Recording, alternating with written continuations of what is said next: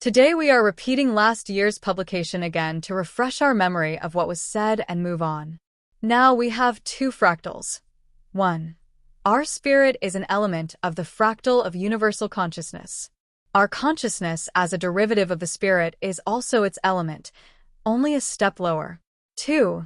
Our life as a dream of the spirit is an element of the dream fractal. And our dream, as our ordinary dream, is also its element and also a step lower. For now, let's just record these theses. In the comments, a question was once asked: in what other way, besides activating the braid of intention, declaring intention, pronouncing thought forms, visualizing the target frame, can one control reality after true awakening?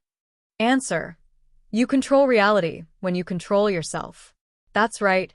First you control yourself, and only then reality. And you control reality only if you control yourself. Being able to control yourself is the most difficult task, which is why workarounds such as classical transurfing and Tufte techniques have been invented.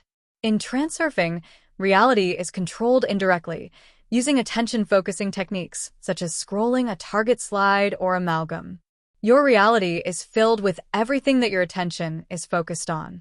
In Tufte, reality is set by sending an intention with the help of a braid. This is already a direct assignment of individual events, but still not direct control. Direct control occurs in lucid dreaming. You can control lucid dreaming when you turn into intention itself, become intention itself. By analogy with what we called becoming attention itself. It is approximately the same. For example, to lift yourself into the air and fly, you need to turn everything off and become one whole intention, just one aspiration to rise into the air. Here is a fragment from Apocryphal Transurfing. Flying in dreams gives a wonderful opportunity to feel what external intention is. You do not make any effort, but simply express the determination to rise into the air.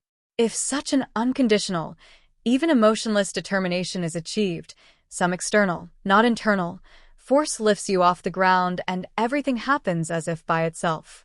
Note: the force is not inside you but outside. You only express readiness. Try to feel your unity with this external force. In the same way, controlling dream characters becomes possible if you merge with the power, feel like the master, the owner of your dream. The characters become completely subordinate to you and do whatever you want. But you do not command, do not order them, but combine your will with their will. And when do you become the owner of your dream? When you remember yourself, you move one step higher in the fractal of consciousness. And in the same way, you become the owner of your life when you connect with your spirit, that is, with the one who watches the dream of this life. The manifest reality is much more inert than the reality of a dream, but even in the manifest reality, a lot is possible if you move in the fractal and become the owner. Once upon a time, many years ago, a reader shared his experience with me.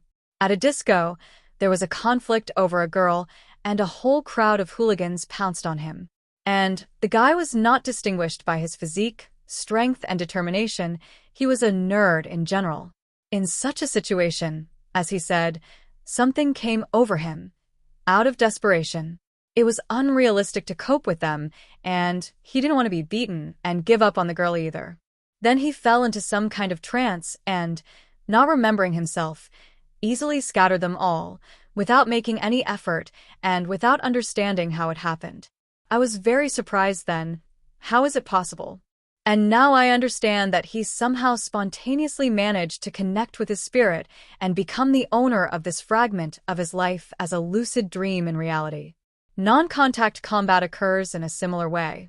This is when the master makes only symbolic movements with his hands, without even touching the enemy, and the latter backs away and falls, writhing under the influence of some invisible force. In order to do this, the master must enter a certain state. They do not call it the state of unity with the spirit, but in essence, that is exactly what it is. Hypnosis is also possible not because someone has a soulful voice and a hypnotic look. A real hypnotist enters a state of unity with the spirit, even though he doesn't call it that, and combines his will with the will of the subject. Here you have control over characters in a waking dream. There have been cases in war when a grenade falls near a soldier and he falls into a kind of trance, in which he sees, as if in slow motion, how the grenade begins to explode, and he manages to do many things, including taking cover. This also happens to pilots, when in a couple of seconds they complete actions that would normally take minutes. All this becomes possible because they, being in spontaneous unity with the spirit, fall out of the current time, rise above time, or more precisely, become time itself. Martial arts masters, real masters, show incredible miracles of reaction when they freely control many attackers, being surrounded by them. It would seem impossible. The reaction of all people is approximately the same, with only a small difference that does not allow doing this. But here again the effect of slow motion. The master is outside the current time and sees not the rapid movements of the opponents, but slow ones. So he does not care at all how many of them are attacking him. In his time, he will have time for everything. In the movie The Matrix, such an action is shown clearly, but this is not fantasy. I have also had non-fantasy things happen in my life. When I was very little, I once broke free from my grandmother's arms and rushed madly onto the road right under the wheels of a bus. According to all the laws of physics, the bus would not have had time to brake. The braking distance cannot be cancelled. But my grandmother managed the impossible. She was able to stop the bus with some incomprehensible force. It simply stood still, as if rooted to the spot. So much for the inertia of reality. What is the conclusion from all that has been said? It is not necessary to pump up your strength in the gym, or study martial arts for many years, or strive to achieve utter perfection in something, following a very difficult roundabout path. There is a shorter way. This is the path to your spirit, to yourself.